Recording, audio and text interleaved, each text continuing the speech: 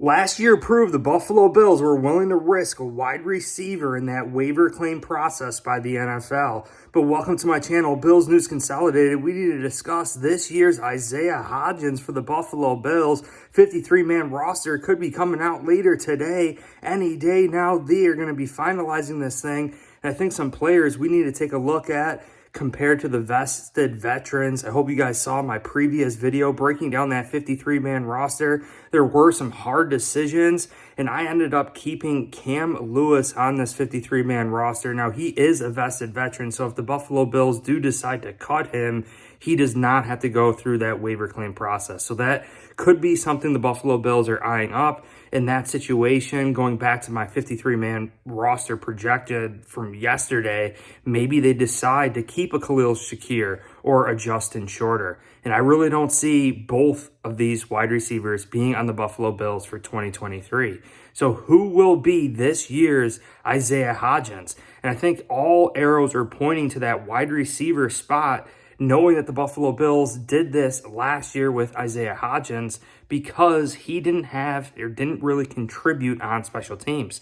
Now, initially, when we first had the injury to Nyheim Hines, a lot of people thought that Khalil Shakir was going to be doing punt and kick returns. But this preseason, he did not have one kick or punt return. It's been Keyshawn Johnson even got one, but it's been Deontay Hardy and Andy Isabella. So Andy Isabella contributing on offense and special teams. Justin Shorter really this preseason worked on special teams as like a gunner.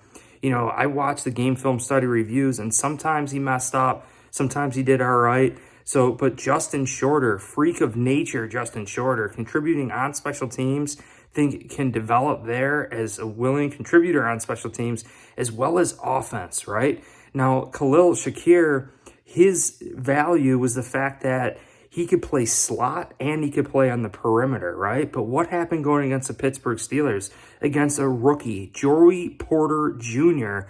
Khalil Shakir gets jammed at the line of scrimmage, stumbles, actually runs out of bounds, and Matt Barkley throws it up. It was a timed route. Matt Barkley threw it thinking that Shakir was going to at least compete for that football, but he wasn't even near it, and it was an easy interception.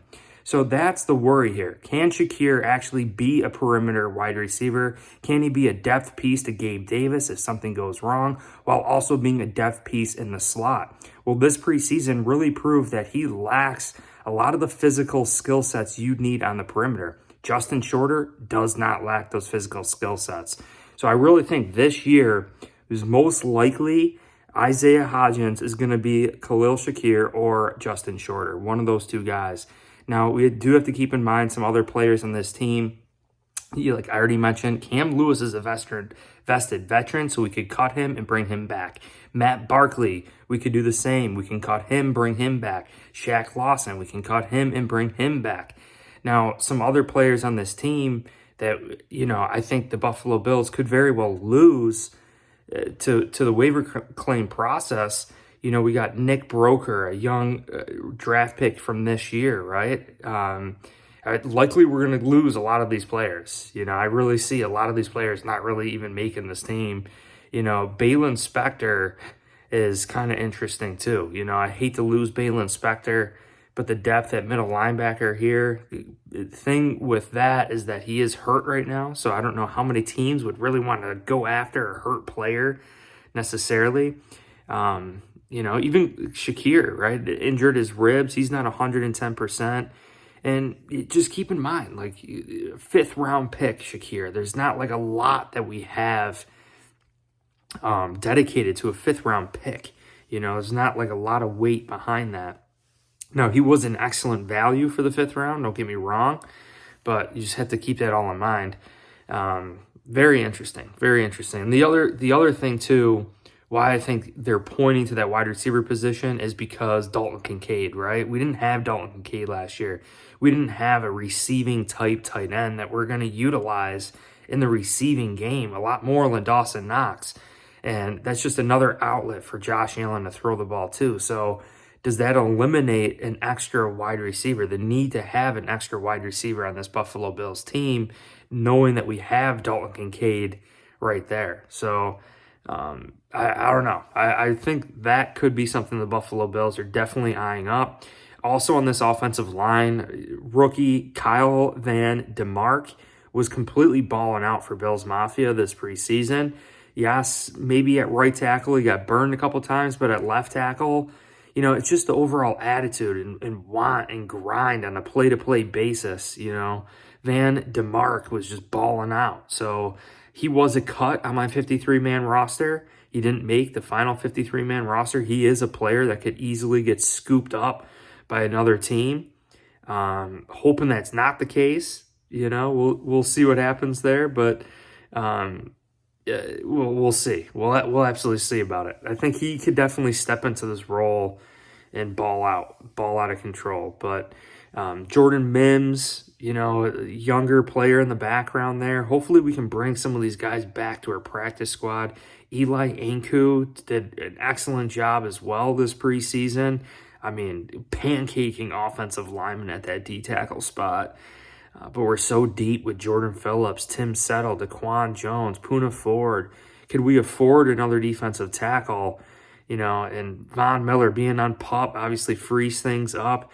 Kingsley Jonathan, is he going to make this roster? He actually did not make my roster. He's another guy that could get poached from the Buffalo Bills come this waiver claim process.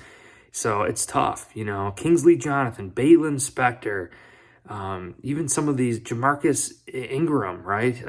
Doing some big time things. It's Nick Broker, who we just signed. Richard Garage, right? A lot of these younger players, Justin Shorter, even Khalil Shakir. It's going to be some tough decisions here for Brandon Beane and Bills Mafia. I'm really thinking that the roster is going to be coming out any day. Now, the one other point I want to make here is that other teams have to make cuts too. Like, other teams are very good teams, and they're not going to be able to keep all of their players. Bobby Hart, the free agent that just got released here, vested veteran, is allowed to sign to any team that he wants. I think Bills could very well be eyeing him up. Now, the other point I want to make in my other video, I think I just want to clarify on, is the fact that when you're signed to the practice squad, right, as a vested veteran, the max amount of money you're going to make that year is like $350,000. So Matt Barkley signed a $1 million contract. Andy Isabella, $1 million contract. Shaq Lawson, about the same.